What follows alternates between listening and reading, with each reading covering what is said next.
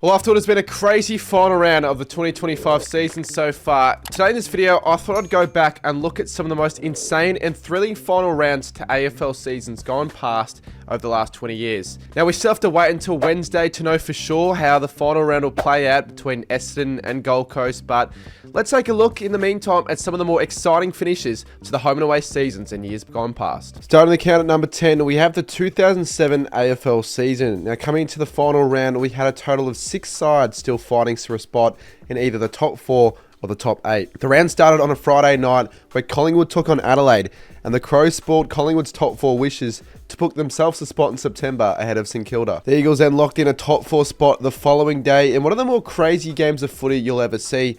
Essendon almost overcame a 50-point deficit, with Scott Lucas kicking 7 in the final quarter of Kevin Sheeny's final game. On the Sunday, we saw the Hawks get smashed by the Swans, which gave the Kangaroos the opportunity to jump into the top 4 with a smashing win over the Dogs. With such a huge race, especially with the top 4 sides, I thought this makes the cut, although through a lack of close important games. 9th spot is a little bit more recent as we take a look into the season of 2019.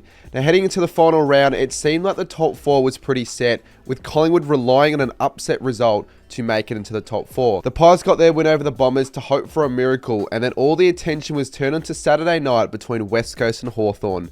The reigning premiers were the heavy favourites at home, but were completely shocked as the Hawks ran riot to ruin their top 4 chances, and in fact actually gave Hawthorn a chance to still make the 8. The Bulldogs then had the Crows to play next, with the winner making finals, the Crows obviously needing to make up a heap of percentage.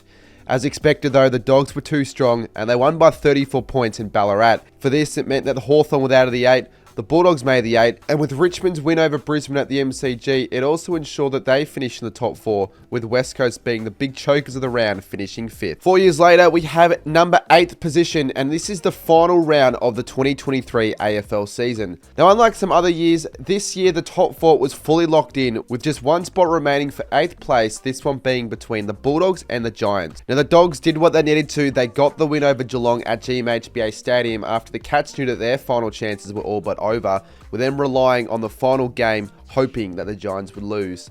On Sunday, Sydney had a chance to play a home final, but got walked over late against the D's, and then it was all up for GWS to beat Carlton away to make the 8. Now, what you would call a bit of an upset, the Giants got a really good win by 32 points in the final game of the season to go on to make the 8.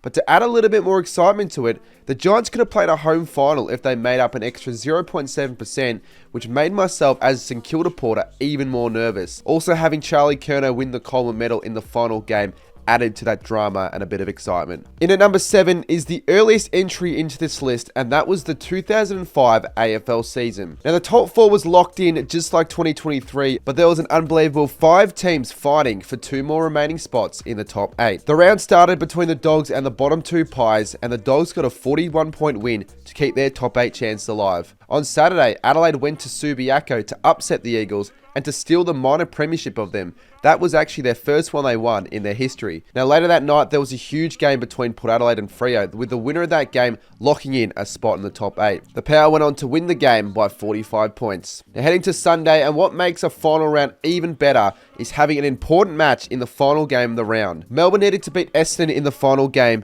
to jump back into the top 8 over the Bulldogs. The game was a belter. Essendon kicked 4 goals in a row in the final term to reduce the margin to just single figures. However, Melbourne just escaped, and they got a win by 10 points to book a 7th place finish.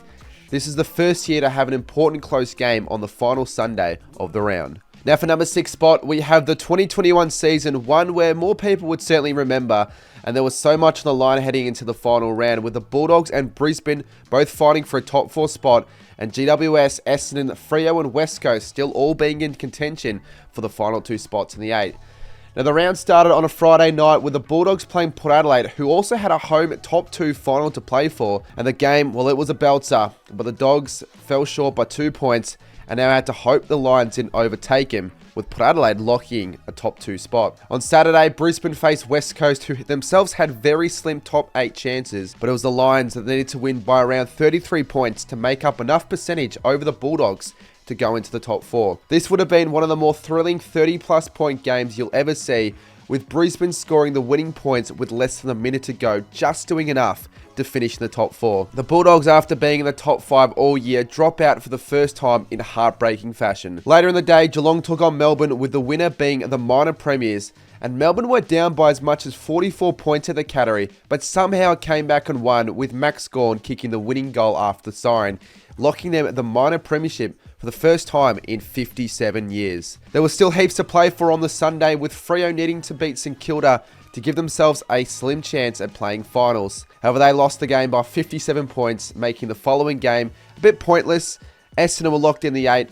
They beat Collingwood regardless, and they secured themselves that final top 8 spot, with the Giants winning earlier on the Saturday. Sneaking into the top 5, we have the 2008 season, which saw 5 teams all fight for a top 4 spot. The top 8 was just about locked heading into the final round. The round started off on Friday with Collingwood screwing up a very strong top 4 opportunity against the bottom 3 Dockers by 24 points. But if you thought that was a bad screw up, all North Melbourne needed to do was beat Port Adelaide at home the following day, who themselves were also in the bottom 4. But they somehow lost that game by 76 points. They conceded 13 goals to 3 in the second half, and they choked a top 4 spot. Later in that day, Adelaide got a really good 9-point win over the Bulldogs, who at the time were in the top 4, and with a 4.7% advantage over the Saints, it just about seemed certain that they'd be the ones finishing in the top 4. But in the final game on the Sunday, the Saints faced the Bombers and needed to win by over 90 odd points if they wanted to be in the top 4.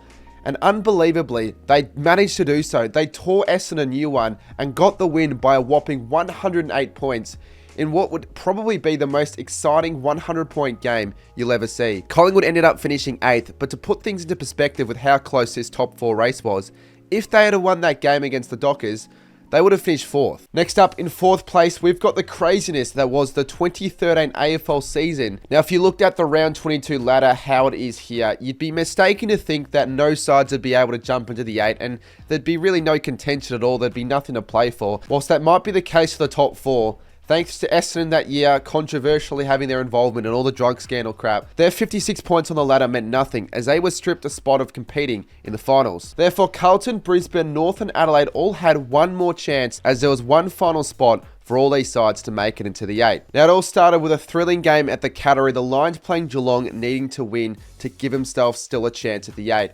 They played off in a high-scoring game, and with only seconds to go, Brisbane had a chance to win the game, but instead, a rush behind occurred, and they lost the game by a point in heartbreaking fashion, which put an end to their finals hopes. In the following game that day, Carlton faced Port Adelaide away from home, and if they won, they would have made finals. Now, that year, Port Adelaide were a top 8 side, so the task itself was already tough, and Port Adelaide, they jumped the Blues early, and they got to a 39-point lead midway through the third quarter, just about eliminating all hope at winning the game. However, something happened with Carlton, and they just went on a crazy surge in this game. They booted 8 goals in the final quarter, and they overran Port Adelaide and won the game by a single point, 103-104.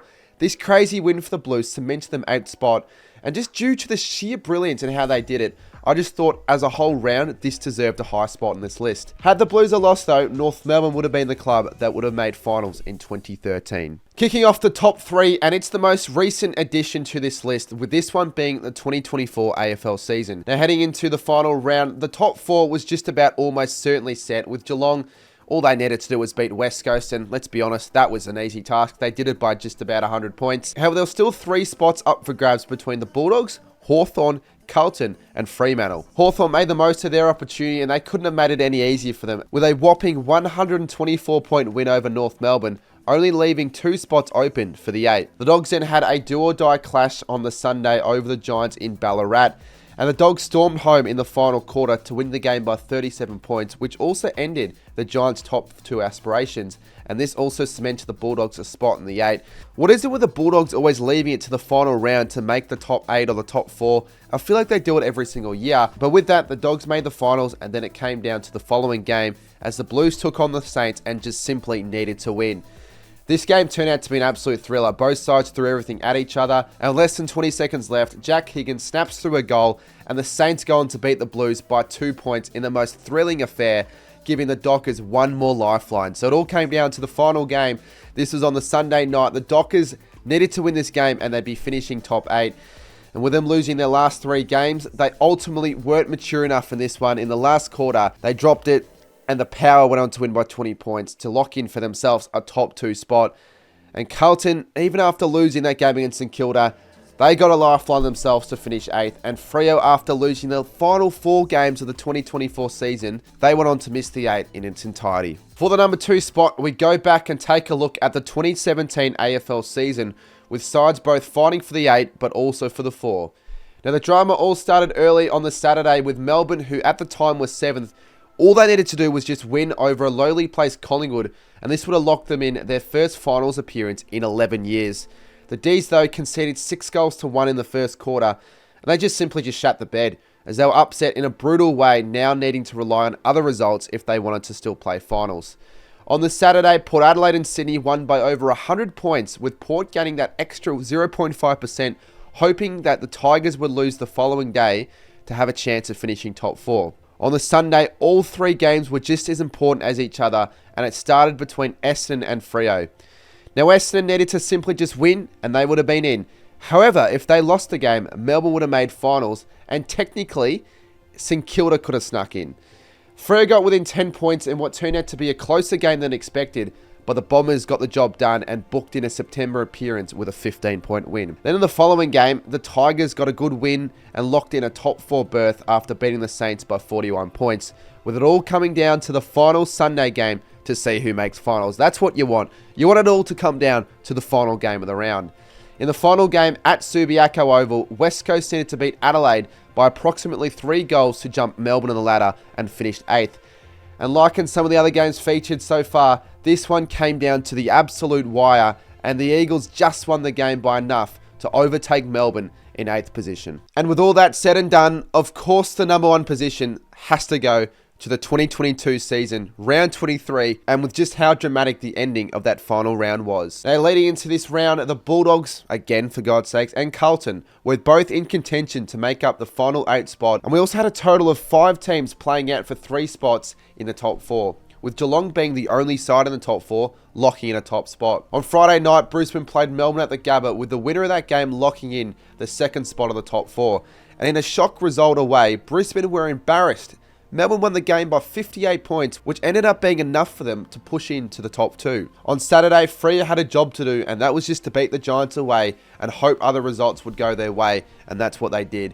And then on the Sunday, we had 3 really important and really meaningful games that all would shape up the final 8. The Dogs need to beat Hawthorn for their top 8 hopes to still be alive, which they did, which set up a mouth-watering contest between Carlton and Collingwood at the MCG. Now, for this game, the Pies needed to win to finish top 4, and Carlton simply needed to win to finish in the 8. It was the biggest game between these two arch rivals since the 1981 VFL Grand Final. And in the game, Collingwood, they kicked the first 3 goals of the game, but as the game progressed, Carlton slowly got on top, and in the 3rd quarter, they kicked 8 goals to 1 to lead by 4 goals at 3-quarter time. As some famously have stated, they practically smelt finals. But of course, as Collingwood in 2022 have done all year, they managed to fight back, and they somehow came back to win the game by just a point, with Jamie Elliott kicking the final winning goal in the final minutes. Just like that, the Western Bulldogs made the 8, the Pies made the top 4, Carlton were in the 8 all year and in the final round dropped it, and in the final game, the Swans just escaped with a 14-point win over the Saints, which meant the Dockers finished 5th